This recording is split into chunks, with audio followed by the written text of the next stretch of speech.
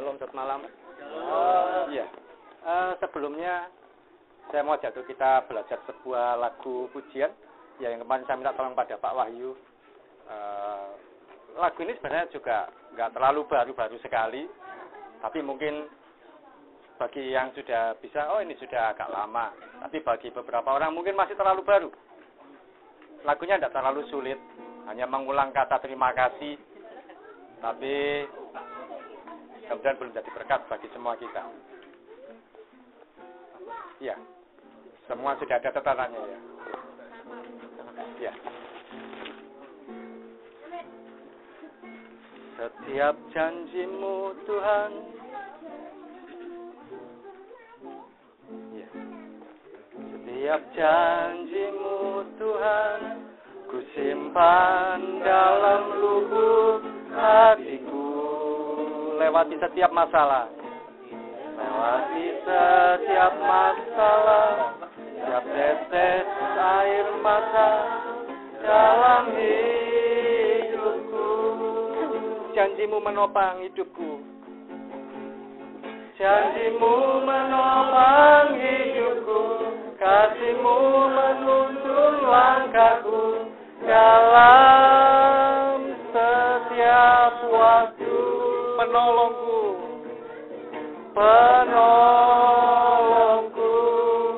yang aku percaya. Terima kasih buat kasih setiamu. Terima kasih buat kasih setiamu, penyertaanmu sempurna. Penyertaanmu sempurna, janjimu tak pernah terlambat menolongku. Terima kasih, terima kasih, ku berterima kasih, berterima kasih buat kasih setiamu.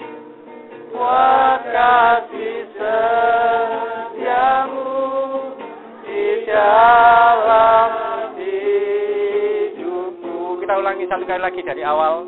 Setiap janjimu Tuhan, setiap janjimu Tuhan, ku simpan dalam lubuk hatiku. Lewati setiap masalah, lewati setiap masalah, setiap tetes air mata dalam hidupku. Janjimu menopang, janjimu menopang hidupku, kasihmu menuntun langkahku dalam setiap waktu. Penolongku yang aku percaya. Terima kasih buat kasih setiamu Tuhan Yesus. Terima kasih buat kasih setiamu, penyertaanmu sempurna. Penyertaanmu sempurna, janjimu tak pernah terlambat menolongku. Terima kasih, terima kasih, ku berterima kasih buat kasih setiamu. Buat kasih setiamu di dalam hidupku. Buat kasih setiamu, buat kasih setiamu, buat kasih setiamu, buat kasih setiamu. Sekali lagi buat kasih setiamu. Setiamu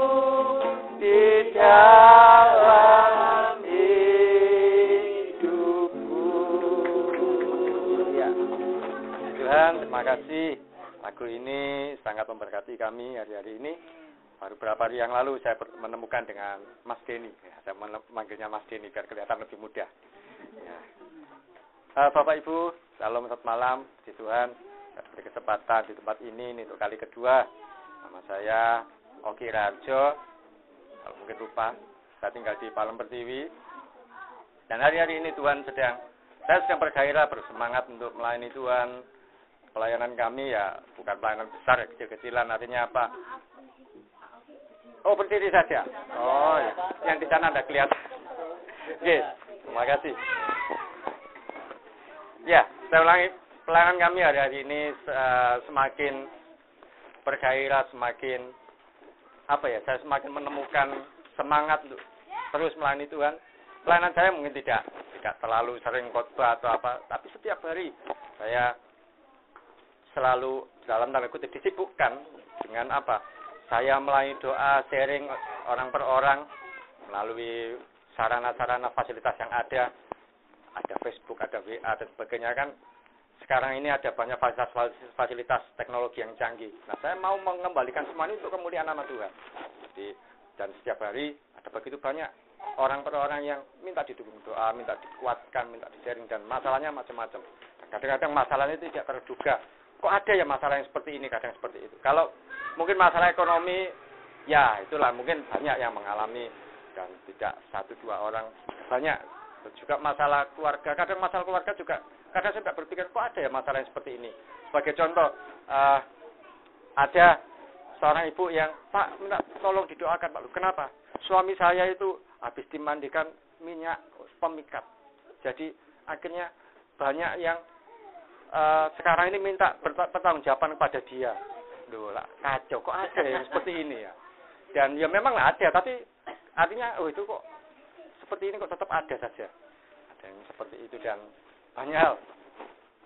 Ya, kalau Bapak Ibu juga mungkin satu kali rindu untuk kita bantu doa secara pribadi. Ya, saya menyediakan WA saya pribadi, yaitu di nomor 0856 ya 0856 457 05091. Jadi saya tidak menyediakan solusi, tapi saya mendukung dalam doa, karena solusi ya sumbernya dari Tuhan sendiri. Bapak Ibu yang ada Alkitab, baik yang berupa Alkitab klasik buku ataupun media digital, mari kita bersiap dari Markus pasal 5. Ya. Saya bacakan firman Tuhan dari Markus pasal 5. Ini sebuah kisah yang sepertinya tidak asing lagi. Markus 5. Gampang kita Mas Denny. Markus 5. Ya, saya bacakan ayat 25. Ya, Markus 5 ayat 25. Ya, ini cerita ini mungkin sudah terlalu hafal di benak kita. Saya bacakan sekali lagi bagi kita semua.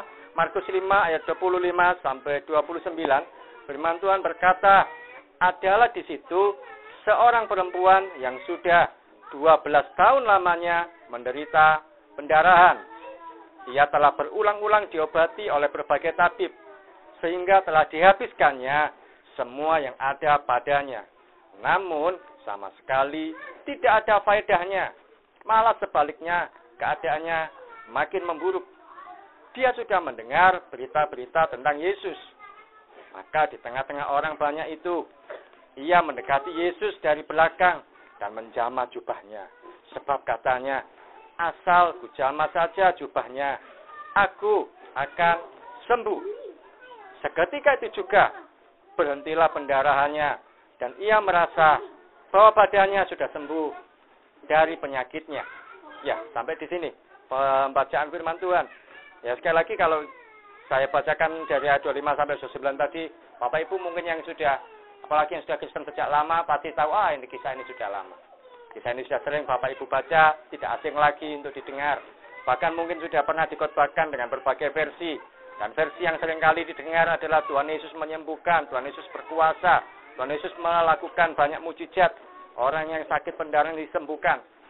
Betul, tidak salah. Tuhan Yesus adalah yang berkuasa atas segala sesuatu termasuk penyakit. Tapi izinkan saya menyampaikan dari sudut pandang yang lain. Ketika saya membaca bagian firman Tuhan ini, saya seringkali penasaran. Penasaran saya itu seperti ini, sederhana saja. Kadang-kadang saya itu mesti bertanya-tanya kalau ada sesuatu dalam firman Tuhan. Saya tidak langsung terima begitu saja. Kadang saya penasaran. Penasaran saya ada di ayat yang ke-28 yang menjadi kata kunci dari kisah ini, yaitu asal ku jamah saja jubahnya, aku sembuh. Penasaran saya bagaimana? Saya penasaran bagaimana ibu ini atau perempuan yang menderita pendarahan 12 tahun ini punya pemikiran, kalau saya jamah jubah Tuhan Yesus, saya sembuh. Dari mana dia bisa punya pemikiran itu? Tidak ada di hukum Taurat manapun, di kitab Taurat manapun. Kalau memegang baju dari pemimpin rohani, tokoh rohani, akan sembuh. Kalau memegang jubah, Yesus kan tokoh rohani. Memegang jubah dari tokoh rohani yang melakukan mujizat, akan sembuh. Tidak ada. Bahkan Tuhan Yesus sendiri tidak ada sekalipun ngomong, kalau mau pegang jubah saya sembuh. Tidak ada. Nah, saya bertanya-tanya, kok bisa ibu ini bisa berpikir seperti itu? Sehingga ini mungkin sedikit berbeda dari sebelumnya. Sampai satu kali Roh Kudus menyingkapkan pada saya, Tuhan menyingkapkan pada saya beberapa waktu terakhir ini, Tuhan mengingatkan saya, yang aktif di dalam kisah ini sebenarnya bukan Tuhan Yesus. Tuhan Yesusnya pasif, dia berjalan, dia tidak melakukan kesembuhan waktu itu. Tapi apa? Ibu ini yang aktif, dia berjalan dan dia berpikir, asal aku jamah saja jubahnya, aku sembuh. Saudara, kalau Tuhan Yesus, Bapak Ibu, saudara, kalau Tuhan Yesus yang ada banyak kisah, Tuhan Yesus yang menyembuhkan orang sakit, ada sakit lumpuh, ada sakit kusta, buta, dipegang matanya, terus kemudian jadi melihat, biasa. Mohon maaf, bagi saya itu biasa. Tetapi ini yang aneh apa? Ibu ini dia pegang jubah Yesus dan dia sembuh. Dan saat itu Tuhan Roh Kudus menyingkapkan pada saya dengan sebuah kalimat, dengan sebuah pernyataan, sebuah tindakan iman, kalau dilakukan dengan cara yang tidak biasa, akan menghasilkan suatu perubahan yang luar biasa. Sekali lagi, suatu tindakan iman yang dilakukan dengan cara yang tidak biasa, akan menghasilkan suatu perubahan yang luar biasa. Ibu ini melakukan tindakan iman yang tidak biasa. Karena apa? Tidak ada orang-orang seperti beliau sebelumnya yang apa? Yang mau pegang jubah Yesus kalau dia sakit, sehingga akan disembuhkan. Tidak ada sebelumnya. Kalau yang lain, mungkin kita pernah melihat ada seorang yang mengalami buta, terus berkata, Yesus anak Daud, kasihani aku. Itu biasa. Yesusnya datang, tumpang tangan, sembuh. Itu biasa. Tapi ibu ini tidak. Mungkin dia memang mau minta didoakan, tapi tidak bisa. Ada banyak kerumunan orang. Sehingga akhirnya dia berpikir. Dia melakukan tindakan iman yang tidak biasa. Dia pegang jubah Yesus. Dan dia sembuh. Hari ini saya mau ajak untuk semua kita. Saya mau sharingkan. Supaya apa? Kita melakukan tindakan iman yang tidak biasa. Yang tidak sama dengan yang lain. Kalau tidak sama dengan orang-orang yang lain. Kalau tindakan iman kita sama dengan orang-orang yang lain. Mohon maaf. Antrian mujizatnya, lama, panjang. Ketika kita melakukan tindakan iman yang tidak biasa, kita akan menerima mujizat atau berkat Tuhan, kualitas yang istimewa, kualitas yang nomor 1, kualitas yang terbaik dari surga. Seperti yang ibu yang penderitaan 12 tahun ini, mengalami pendarahan. Kalau dia cuma nunggu Yesus datang untuk menjamah dia, mungkin antriannya panjang, lama. Bagaimana Pak untuk supaya bisa mengalami kita memiliki tindakan iman yang tidak biasa?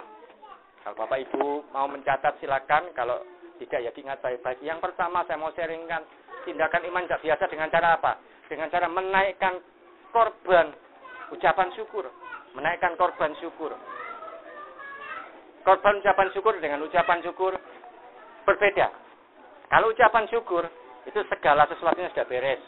Segala sesuatunya, segala permasalahannya sudah selesai. Pergumulannya sudah dijawab Tuhan. Biasanya kan orang kalau ngadakan ibadah ucapan syukur apa? Naik kelas, anaknya naik kelas, terus apa lagi? Misalkan naik gaji, syukuran rumah baru, atau apa lagi? Terus sudah sembuh. Jadi semua masalah sudah beres. Ya, atau saya ingat beberapa tahun yang lalu ketika kami baru menikah, saya dan istri menikah di Magetan, di desa Magetan, mendekati Madiun. Menikah waktu itu hari Minggu, terus hari Kamisnya di Menganti sini dilanjutkan, yaitu ibadah ucapan syukur. Ya sama seperti itu, semuanya dalam keadaan yang baik, keadaan yang senang, itu ucapan syukur. Tapi korban ucapan syukur, bedanya apa? Korban ucapan syukur itu kita mengucapkan terima kasih pada Tuhan. Padahal masalah kita belum selesai. Padahal masalah kita masih belum beres. Ketika kita mengatakan terima kasih Tuhan Yesus, Kau sudah menyembuhkan saya, untuk kesehatan Kau berikan. Padahal masih sakit. Terima kasih Tuhan. Hari ini aku mengalami berkat Tuhan, pemeliharaan Tuhan sempurna. Padahal masih kekurangan. Padahal hutangnya masih banyak. Tapi mengucapkan terima kasih Tuhan untuk pemeliharaan. Terima kasih Tuhan, damai sejahtera-Mu Kau berikan bagi keluarga kami. Padahal suaminya tidak pulang-pulang. 2 tahun mungkin tidak pulang. Tapi saya mengucapkan terima kasih. Saya yakin, korban ucapan syukur. Korban itu mesti diberikan dengan keadaan yang sakit. Dalam keadaan yang menderita. Tidak ada korban itu keadaan orang yang senang. Dan dalam kondisi yang belum beres itu kita menaikkan ucapan syukur. Terima kasih Tuhan Yesus Engkau baik. Saya berulang kali menyampaikan pada orang-orang yang sharing ke saya, Bu, naikkan korban ucapan syukur. Ini bedanya dengan orang-orang yang biasa. Kita melakukan tindakan iman yang tidak biasa. Mungkin kondisi ekonomi kita sedang berantakan, tapi kita bisa mengatakan, terima kasih buat kasih setiamu. Nah kok bisa Tuhan kasih setianya ajaib, lalu masih mengalami seperti itu. Ini namanya korban ucapan syukur. Amin.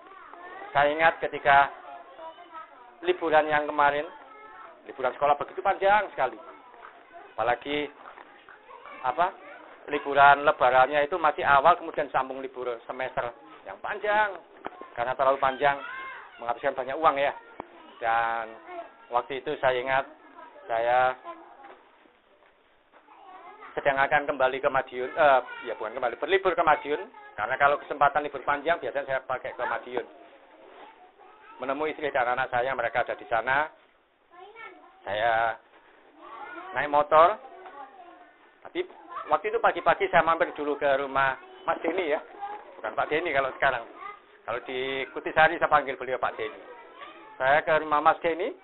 Kemudian kebetulan waktu itu beliaunya juga sedang ada dalam kesulitan. Saya sempat bantu sedikit-sedikit. Sampai akhirnya saya tertunda. Siang baru berangkat. Dari rumahnya saya menuju Madiun. Dan hari itu saya nekat saja. Kenapa? Karena uang yang ada di dalam dompet saya tidak sampai 100.000. Pikir saya pokoknya cukup buat beli bensin untuk perjalanan hari ini. Dan waktu berangkat. Ya, uang sebelumnya sudah ditransfer duluan ke istri. Dan juga sudah habis duluan juga. Ya, luar biasa. Sehingga tidak banyak persediaan saya ketika sampai di sana berapa hari. Rasanya itu sebagai ayah, sebagai kepala keluarga, itu ya malu, sungkan kalau enggak ada uang untuk liburan. Anak saya minta liburan, minta jalan-jalan. Ya ibunya paling ya nanti ya, kapan-kapan ya. Ayah belum ada uang dan sebagainya. Ya mungkin kalau istri saya masih memahami, tapi kami tinggal di rumah mertua di Madiun itu. Ya kadang ya sungkan dengan mertua. Sampai satu kali akhirnya saya tidak bisa begini-begini. Saya datang pada Tuhan pagi-pagi sekali. Saya sujud dan nyembah Tuhan. Pagi-pagi jam 3, jam 4. Saya bangun, saya berdoa. Sambil saya menaikkan pujian, saya berkata begini. Saat pagi ku cari wajah-Mu. Dan ku bawa korban syukur. Seluruh hidupku Tuhan, ku berserah hanya kepadamu. Ya cuma itu yang bisa saya lakukan. Nyembah Tuhan, saya bersujud aja, berlutut. Nanti setelah itu habis mandi, agak siang, saya masuk kamar lagi. Saya ngadep Tuhan, saya sembah Tuhan lagi, saya sujud lagi. Saya nyanyi lagi, saya katakan, saat sekelilingku berkata mustahil, dan semuanya terlihat tak mungkin. Ku angkat wajahku dan memandang Yesus, daripadanya lah pertolonganku. Saya berkata seperti itu. Hampir setiap hari, beberapa hari itu, sampai anak saya hafal. Ayah ini setiap hari habis mandi, terus berdoa, terus main HP. Ya main HP kan karena jawab doa-doa, sharing-sharing orang per orang. Saya cuma itu yang bisa saya lakukan.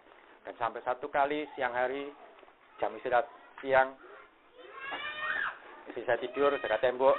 Anak saya namanya Nara, yang umur 5 tahun, sekarang TKB. Terus saya dekat pintu. Mereka bisa tidur. Kan bisa tidur. Diam, ketip. Gimana itu Tuhan? Masa cuma begini? Masa enggak ada berkat Tuhan? Anak saya ingin main, ingin jalan-jalan, enggak bisa. Tiba-tiba saya mendengar Roh Kudus berkata dalam hati saya. Bapak Ibu, kalau Bapak Ibu sering punya waktu berhubungan dengan Tuhan, berdoa dengan Tuhan, saya yakin Bapak Ibu akan mengalami Tuhan berbicara dalam hati Bapak Ibu sekalian. Saat itu Tuhan berkata, coba cek ATM-mu, cek rekeningmu. Ya saya yang dimaksud cek ya berarti lewat HP. Ya tentu tidak bisa keluar ke ATM. Ada fasilitasnya, saya buka HP-nya. Ternyata sebelumnya ATM saya cuma isinya 24.000. Waktu saya buka, loh kok jadi 400.000? Loh dari mana ya? Terus saya cek lagi yang ngirim siapa, kan ada juga bisa. Ada satu nama, seorang ibu di Balung Sari, tinggalnya di Surabaya. Waktu itu hari Senin, ngirimnya dia hari Minggu. Duh, kaget ya. Terus saya SMS beliaunya, Ibu terima kasih untuk kiriman berkatnya. Saya kok tidak menduga. Dan beliau berkata, ya Pak, ini saya digerakkan untuk memberkati pelayanan Bapak. Saya belum sempat kasih kabar. Saya terima kasih. Dan saya bersyukur dan mengubahkan Tuhan memberikan berkatnya tidak terduga. Terus siang itu juga saya jawil istri saya. Apa? Nanti jalan-jalan ke alun-alun. Iya. Oh iya. Kenapa? Enggak ada uang. Tak kemudian ini ada uang. 400.000 masuk. Dan sore itu kami jalan-jalan ke alun-alun Madiun. Ya, enggak tahu. Pak Demas pernah enggak ke alun-alun Madiun? Biasanya ke alun-alun Magetan. Walaupun cuma kami biasanya kalau alun-alun paling ya beli es buah. Terus juga ya anak saya yang kecil ini main pasir. Kan ada pasir yang bisa dibentuk berbagai benda. Ya cuma segitu-segitu aja, tapi sudah membahagiakan. Dan kami mengucap syukur Tuhan, terima kasih. Engkau baik Tuhan. Terima kasih Tuhan Yesus, engkau baik. Dari tidak ada jadi ada.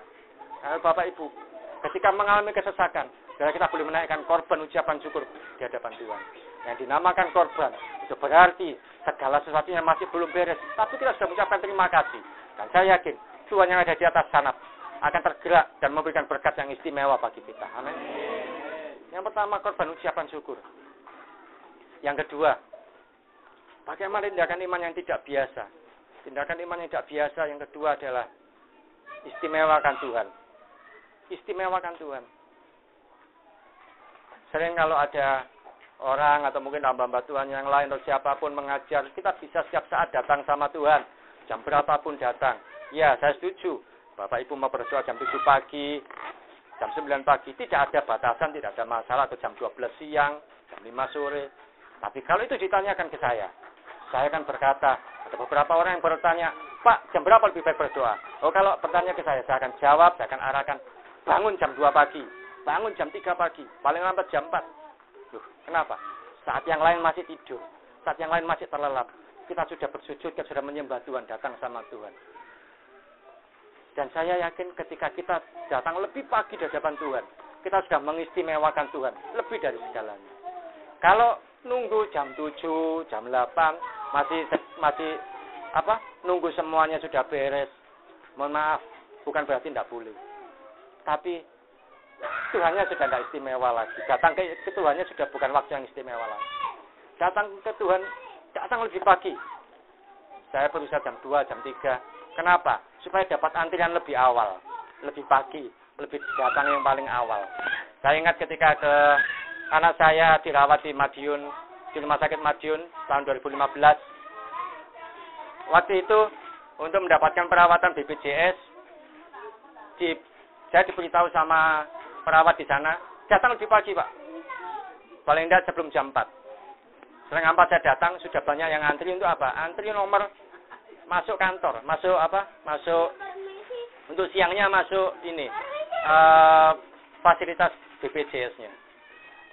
Dan saya melihat orang-orang yang datang lebih pagi dapat antrian lebih awal. Tapi ada yang bangunnya kesiangan. Akhirnya ketika siang itu juga antri, dia akhirnya ya lebih lama lagi. Istimewakan Tuhan. Bagaimana mungkin kita mau mendapatkan berkat yang luar biasa kalau kita tidak mengistimewakan Tuhan?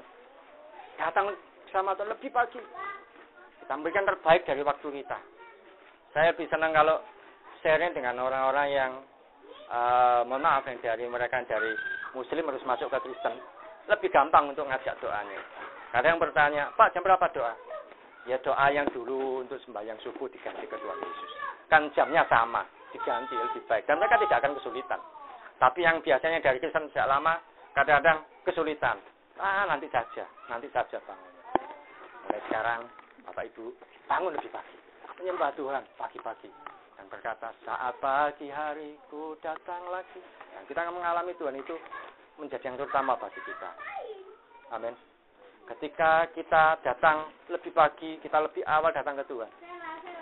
Tuhan itu akan mengasah kepekaan kita. Sehingga kita bisa mengerti, oh ini suara Tuhan. Oh Tuhan berbicara sama saya. Saya cerita lagi. 2014, orang tua saya, bapak saya sedang sakit keras. Dan sepertinya tidak ada harapan. Tapi ya susah waktu itu Jumat malam dibawa ke BDH, kemudian Sabtu ke Karangmenjangan dan sebagainya. Senin pagi, setelah hari Minggu saya ikutan jaga di Rumah Sakit Dr. Sutomo.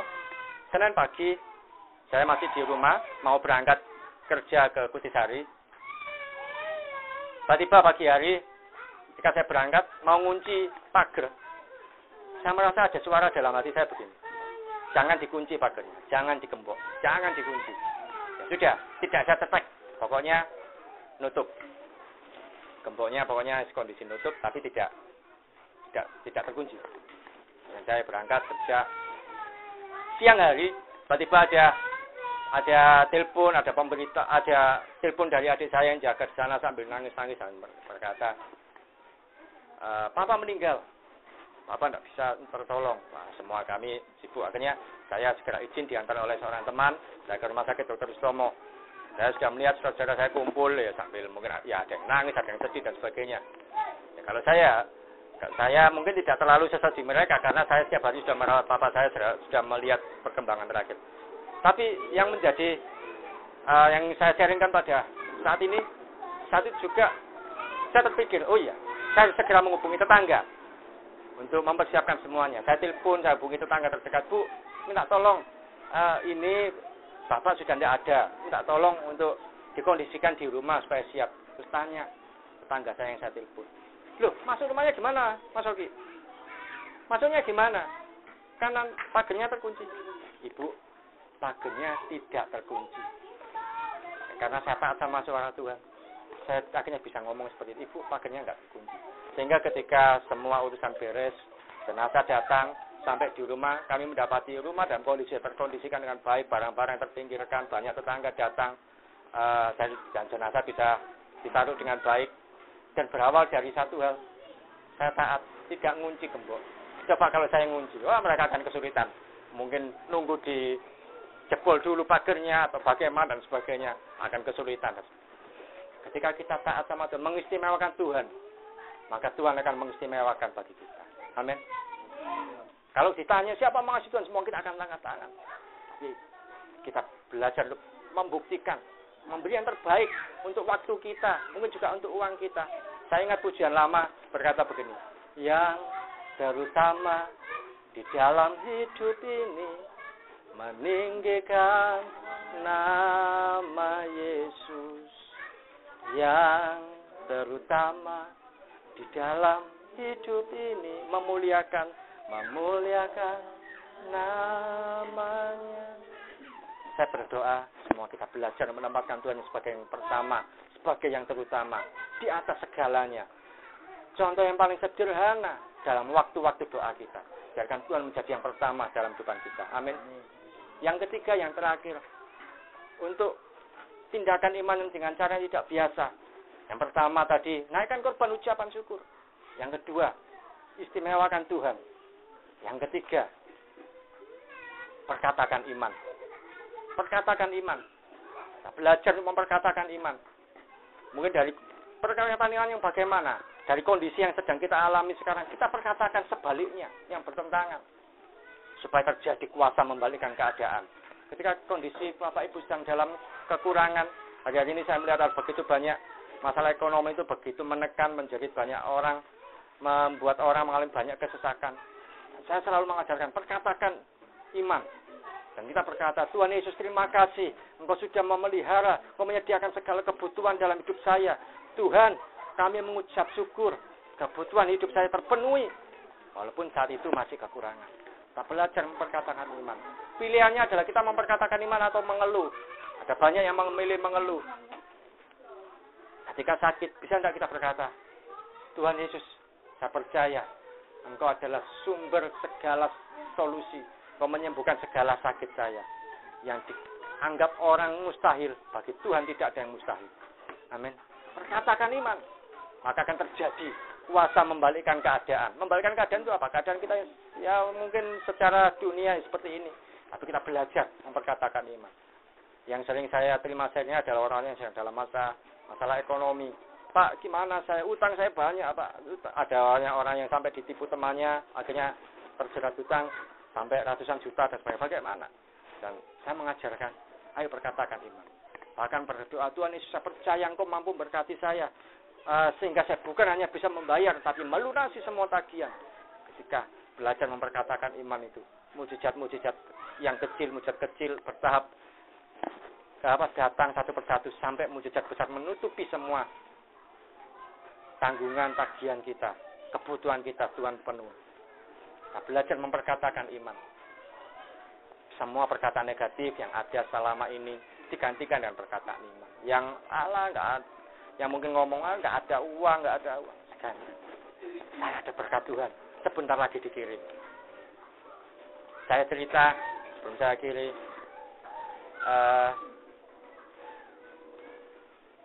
Tahun lalu, mungkin Bapak Ibu yang sering lewat jalan Lakar Santri, di situ di pasar, ketika siang, ada seorang penjual es jauh.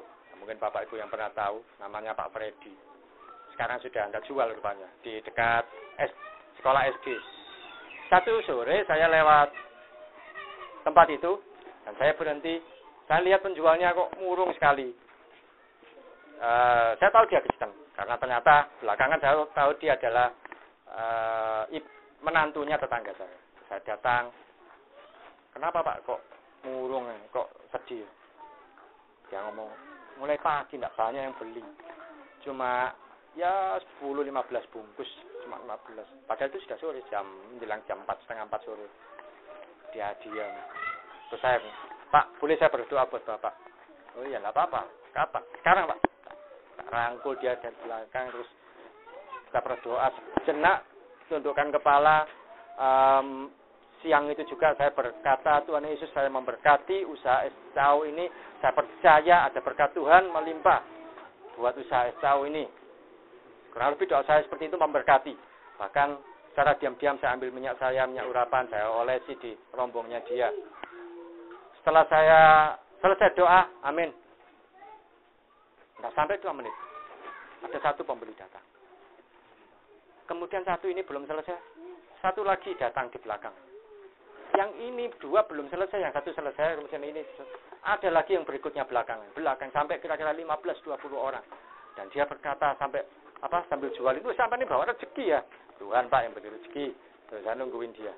Besoknya juga hal yang sama, saya doakan juga ada banyak yang datang yang untuk membeli dia. Es jauhnya dia. Dia jualan es jauh itu pun katanya karena mendapatkan, istrinya dapat penglihatan bahwa di dalam tasnya ada isi banyak uang recehan, ternyata uang 2000-an. Es jauhnya harga 2000-an. Berapa hari kemudian saya tidak mampir di situ, sudah terlalu sore dan sebagainya.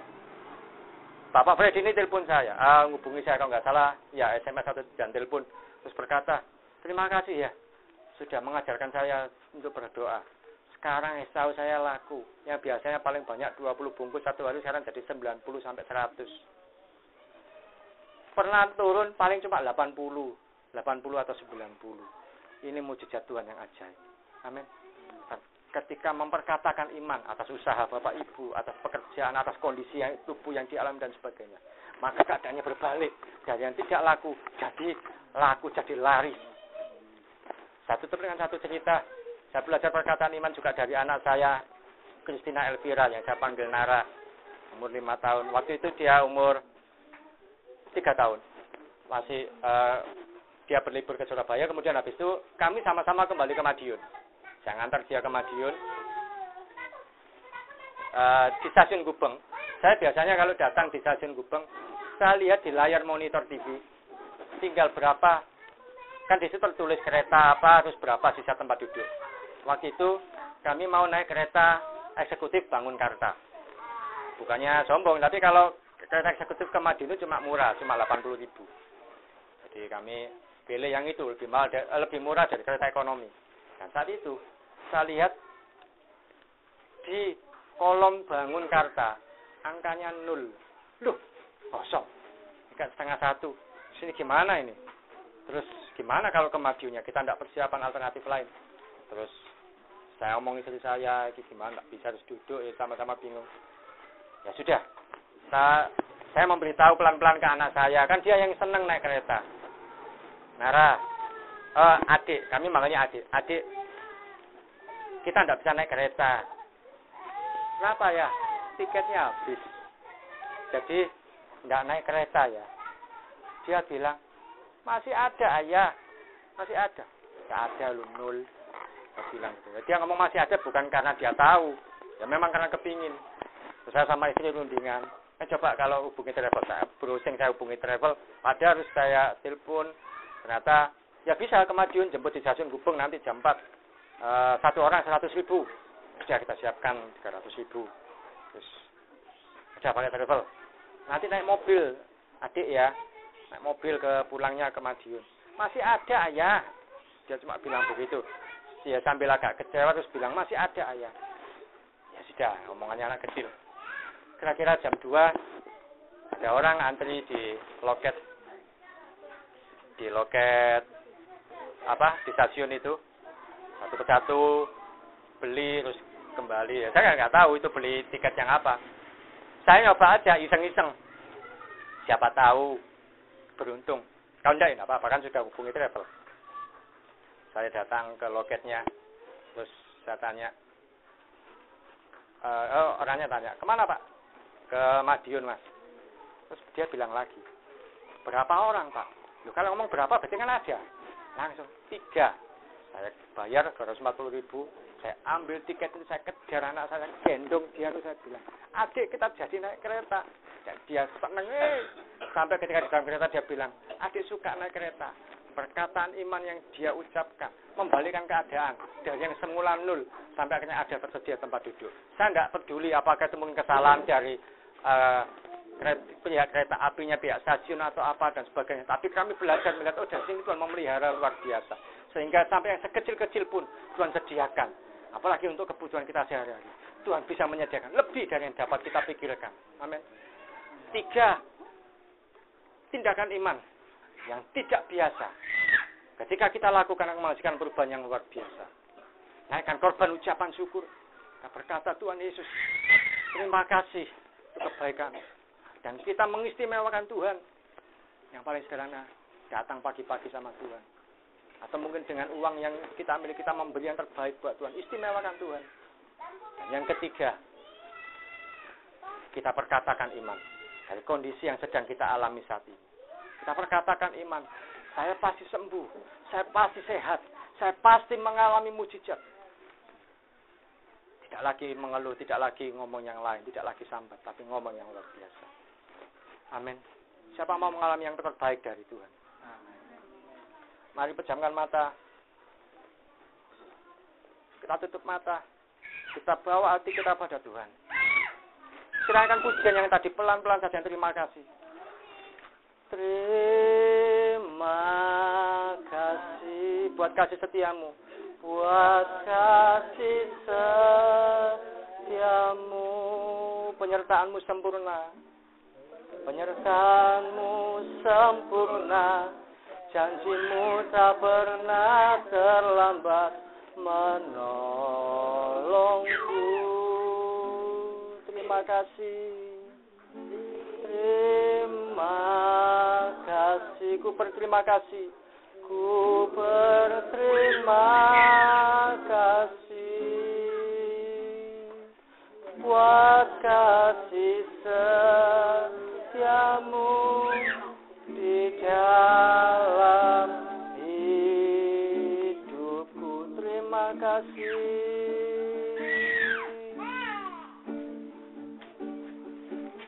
Terima kasih. Ini korban ucapan syukur kami, Tuhan. Buat kasih setiamu, penyertaan-Mu sempurna, penyertaan-Mu sempurna, janji-Mu tak pernah terlambat menolongku. Terima kasih, ku berterima kasih. Terima kasih, ku berterima kasih buat kasih setiamu, buat kasih setiamu di dalam hidupku. Terima kasih sekali lagi.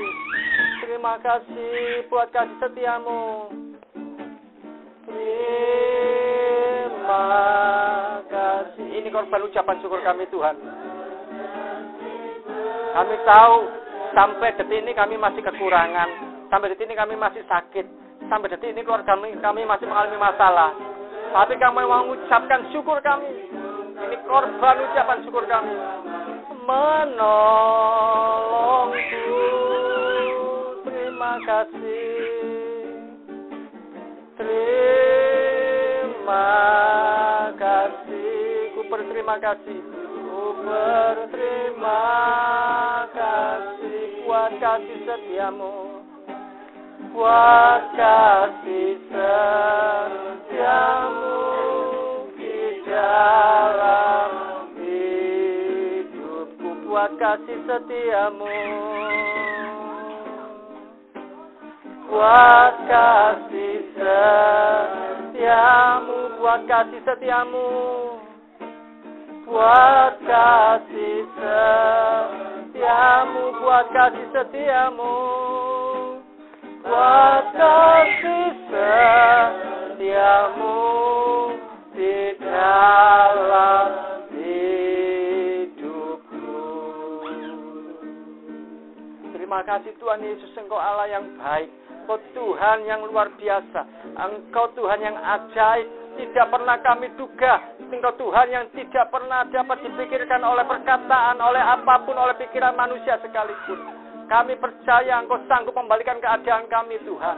Kami serahkan pergumulan kami, Tuhan. Bapak Ibu tempat ini yang mengalami kesulitan ekonomi, kami mau berkata di dalam nama Yesus, berkat Tuhan yang istimewa tercurah mengalir buat mereka.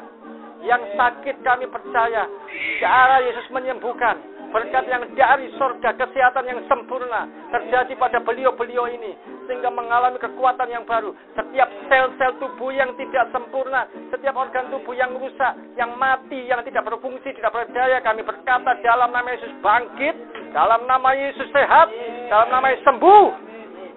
Kami patahkan segala virus, kuman, penyebab sakit, penyakit apapun itu nama dan bentuknya.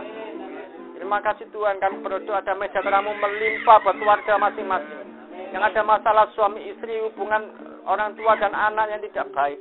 Hari ini kami percaya Yesus adalah Yehova Shalom, memberikan damai sejahtera buat keluarga masing-masing. Engkau adalah Tuhan yang berkarya bagi setiap pribadi dan memulihkan Tuhan setiap kepingan-kepingan yang sudah hancur. Tuhan pulihkan kembali. Suami mengasihi istri, istri mengasihi suami, orang tua mengasihi anak, demikian sebaliknya. Dan kami percaya itu terjadi. Kami terima mulai saat ini juga di dalam nama Tuhan Yesus Kristus, Allah yang ajaib, Allah yang luar biasa, Allah yang tidak pernah terbantahkan keperkasaannya. Kami terima mujizat itu. Terima kasih Tuhan. Haleluya. Sama-sama kita berkata, amin. Tuhan Yesus memberkati.